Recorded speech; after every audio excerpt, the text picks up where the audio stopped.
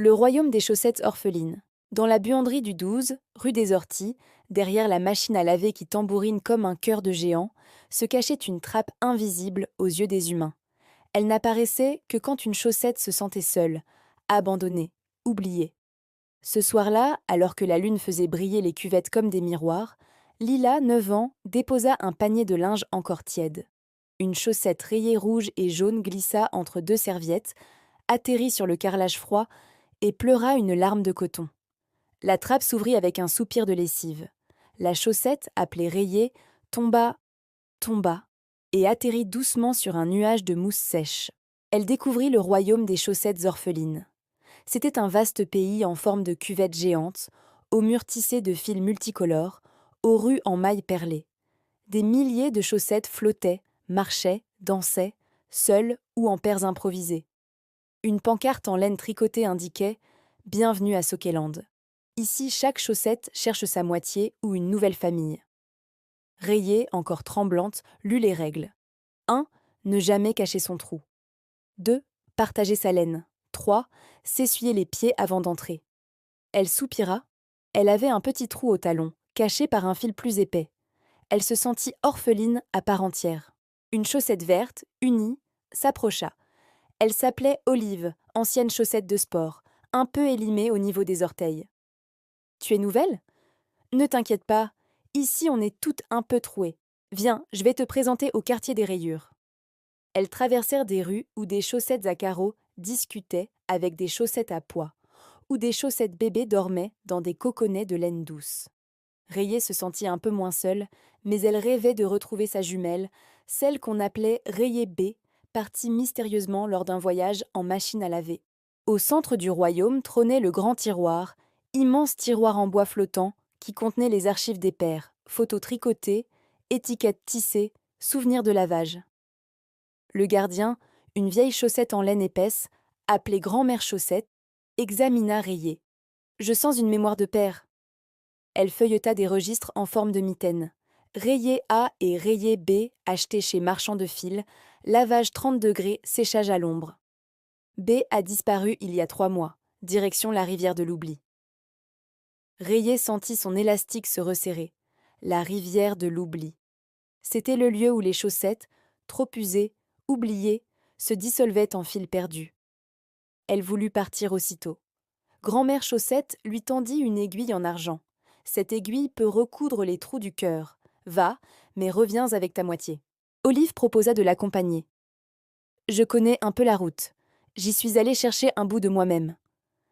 Elles prirent le chemin des fils torsadés, une route en lacets où les fils de laine formaient des spirales qui grimpaient vers le ciel. Elles marchaient en se tenant par le bord élastique, comme des amis qui se donnent la main. Le vent soufflait des mots doux. Courage, petite chaussette. Le bruit de la fêlure de Rayée se mêlait au claquement des drapeaux de laine. Elles atteignirent le pont des mailles perdues. Il était en dentelle, fragile, qui tremblait sous le poids des souvenirs. Une chaussette, seule, tremblait au milieu. Elle s'appelait Dentelle, ancienne chaussette de soirée, tout en transparence et en fragilité. « Je n'ose pas traverser, dit-elle.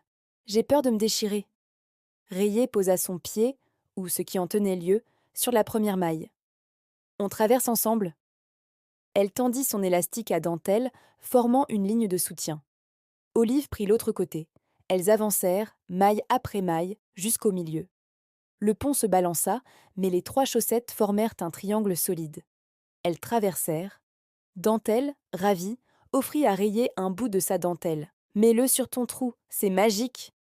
Le trou se recouvrit d'un voile fin, comme une cicatrice de coton. Elles descendirent vers la rivière de l'oubli.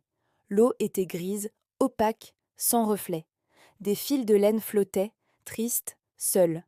Sur la rive, des chaussettes attendaient, désespérées. Rayée appela « Rayée B ?» Un faible « ici » monta de l'eau. Une chaussette, grise, délavée, traînait sur une pierre. Elle avait perdu sa rayure, elle était triste, mais elle reconnaissait sa jumelle. Rayée courut, elles se touchèrent. La mémoire revenait, lavage 30 degrés, séchage à l'ombre, les deux ensemble. Rayée B pleura des larmes de coton. Rayée lui offrit le bout de dentelle. La rayure reparut, timide, rose et jaune. Elles étaient redevenues paires. Mais la rive était gardée par le gardien de l'oubli. Une immense chaussette en laine grise, sans couleur, sans trou, sans nom. Il aspirait les souvenirs pour se nourrir. « Vous ne partez pas, dit-il d'une voix de laine froide. Ici, on reste. » Rayé, Olive, Dentelle et Rayé B se tinrent la main. Elles formèrent un carré solide. Rayé brandit l'aiguille en argent. Cette aiguille peut recoudre les trous du cœur, mais aussi les trous de l'oubli. Le gardien ricana. Rayé avança, planta l'aiguille dans la laine grise. Le gardien cria, mais la laine se mit à colorer. Des fils roses, jaunes, verts apparurent. Il recula surpris. Les 4 chaussettes chantèrent en chœur. Chaque trou a sa couleur. Chaque oubli a son nom. Le gardien, désemparé, se fendit en deux, libérant une pluie de fils multicolores qui retombèrent en poissons de laine. La rive s'illumina. Elles remontèrent, portées par les fils nouveaux. La rivière de l'oubli devint rivière des couleurs retrouvées. Les chaussettes attendaient sur la rive, ravies. Elles formèrent un cortège dansant, sautillant. Rayé et Rayé B étaient redevenues une paire parfaite, mais elles choisirent de rester unies aux autres. Elles avaient découvert que la paire peut être plus grande que deux. Elles créèrent la Ligue des chaussettes unies, promettant d'aider celles qui avaient perdu leur moitié ou leur chemin. Elles revinrent au royaume, accueillies en héroïnes. Grand-mère Chaussette broda leur histoire sur un grand drap en laine. Comment 4 chaussettes ont recousu l'oubli. Le drap fut accroché au-dessus du grand tiroir. Les chaussettes orphelines se rassemblèrent, formant des paires nouvelles. Rayures avec dentelle, verte avec orange, bébé avec grand-mère. Le royaume devint un festival de couleurs, de formes, de textures. Le gardien de l'oubli recousu devint le bibliothécaire des souvenirs, classant les fils par couleur, par époque, par émotion. Rayé et Rayé B ouvrirent un atelier, recoudre le monde. Elles accueillaient les chaussettes trouées, les gens tristes, les enfants perdus. Elles enseignaient l'art de recoudre avec des fils de couleur, de transformer les trous en étoiles, les cicatrices en motifs. Le bruit de la fêlure de Rayé devint un rythme de tambour, un chant de guérison. Les visiteurs repartaient avec un bout de laine autour du poignet. Souvenir que la réparation est possible. Un soir, Lilith, la fille humaine, revint à la buanderie. Elle trouva la trappe ouverte, descendit. Elle vit le royaume, les chaussettes qui dansaient, le bibliothécaire qui rangeait. Elle sourit. Elle avait retrouvé la chaussette rayée qu'elle avait perdue. Elle la remercia. Rayé répondit « Tu nous as sauvés. Nous t'avons montré que les trous ne sont pas des fins, mais des débuts. » Elles se tinrent par le bord élastique comme des amies. Lilith remonta, laissant la trappe ouverte. Désormais, chaque fois qu'une chaussette tomberait, elle saurait qu'une aventure l'attend. Depuis, dans la maison jaune, on ne jette plus les chaussettes trouées.